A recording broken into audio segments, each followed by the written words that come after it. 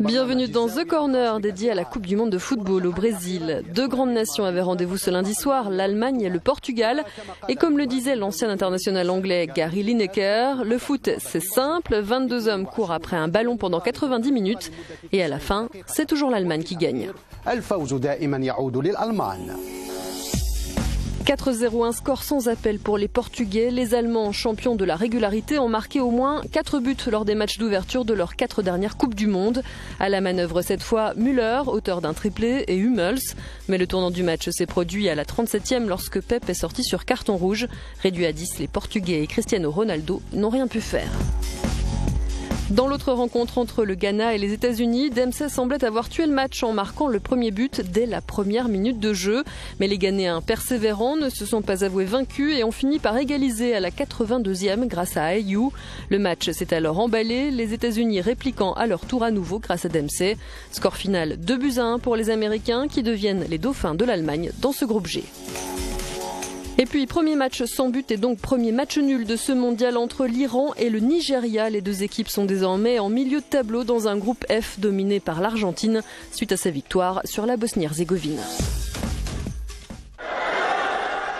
Le nul pour les Iraniens, c'est une petite victoire d'après ses supporters. Les Nigérians, eux, semblent déçus d'avoir manqué l'occasion de prendre 3 points avant 2 rencontres qui seront à coup sûr beaucoup plus difficiles contre Messi et ses coéquipiers et contre la Bosnie-Herzégovine qui a fait bonne figure dans la défaite. Voici quelques réactions recueillies à Dubaï. On a vraiment mal joué, estime ce supporter nigérian. Les choix du coach n'étaient pas justifiés, il n'a pas titularisé les bons joueurs et on ne peut pas jouer comme ça en Coupe du Monde. Je pense que pour nous c'est déjà fini. Ce supporter iranien reste confiant malgré tout. On gagne toujours, on va gagner, j'espère qu'on va battre l'Argentine. Avant ce match, les supporters iraniens et nigériens avaient un point commun. Leurs deux équipes n'ont gagné aucun match en phase finale de Coupe du Monde depuis maintenant 16 ans. Et ce soir, aucune des deux équipes n'a brisé cette malédiction. Les équipes du groupe H sont les dernières à faire leur entrée dans la compétition avec d'abord Belgique-Algérie à Belo Horizonte. Les Diables Rouges risquent d'avoir du fil à retordre face au Fennec, tout comme la Russie de Fabio Capello face aux Sud-Coréens. La Belgique fait office de sérieux outsider dans ce mondial après son brillant parcours en qualification. Marc Wilmots peut s'appuyer sur de jeunes talents, à l'instar d'Eden Hazard, l'attaquant de Chelsea. Le capitaine Vincent Kompany sera lui aux commandes de la défense des Diables Rouges, 12 ans jour pour jour après leur dernier match en Coupe du Monde. Face à eux, des Algériens jeunes et majoritairement inexpérimentés qui tenteront à l'envi de décrocher la victoire. Ils ont une arme secrète, leur sélectionneur, le charismatique Vahid Halilodzic. Ils peuvent également compter sur leur capitaine Majid Bouguera pour partager son expérience des grandes compétitions.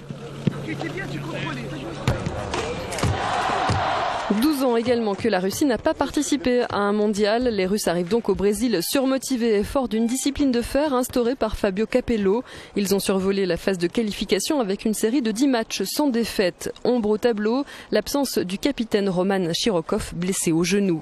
Les Russes seront opposés aux Sud-Coréens qu'ils avaient battus fin 2013, des Sud-Coréens qui ont dû batailler pour décrocher leur billet pour le mondial. Sur le papier cependant, la Corée du Sud a l'avantage puisqu'elle participe à sa 8e phase de finale de Coupe du Monde consécutive. Elle est entraînée par l'ancien buteur Hong Myung-bo qui avait propulsé le pays dans le dernier carré en 2002. Après une première victoire, pas très convaincante il faut bien le dire, le Brésil affronte le Mexique à Fortaleza. Un match important pour la Seleção pour s'enraciner à la tête du groupe A.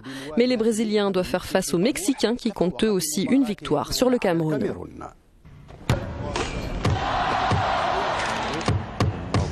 Le Brésil est en quête d'un match référence qui fera la preuve de sa montée en puissance et de sa force pour aller jusqu'en finale de la compétition. Contre la Croatie, seuls Neymar et Oscar sont sortis du lot. Face au Mexique, à Fortaleza, un air de juin 2013 flottera sûrement dans l'air et dans la voix des supporters de la Seleção. L'an dernier, en effet, le Brésil avait battu les Mexicains ici même en match de poule lors de la Coupe de la Confédération. Un match qui a laissé des traces et cimenté la ferveur populaire malgré les manifestations. Le Mexique aura lui moins de pression après sa victoire face au Cameroun. Une défaite ne serait pas rédhibitoire mais l'obligerait à un gros match contre la Croatie en vue des qualifications.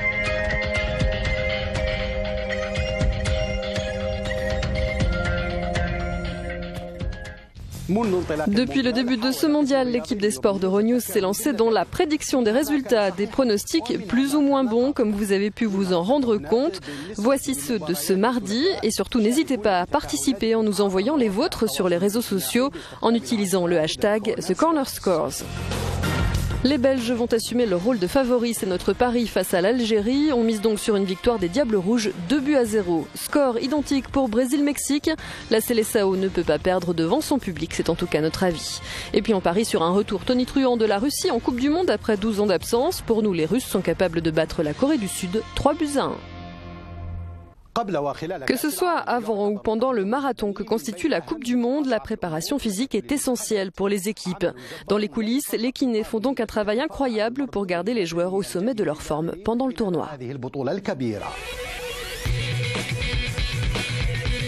Médecins, nutritionnistes, préparateurs physiques, une armée de l'ombre s'active en coulisses autour de chacune des 32 équipes nationales engagées dans la compétition. Leur but, prévenir les blessures et préserver les organismes mis à rude épreuve. Pour la directrice de cette clinique anglaise spécialisée dans la préparation des footballeurs, les joueurs doivent être plus rapides, plus puissants, plus forts et plus techniques que jamais, comparés à 10 ou 15 ans en arrière.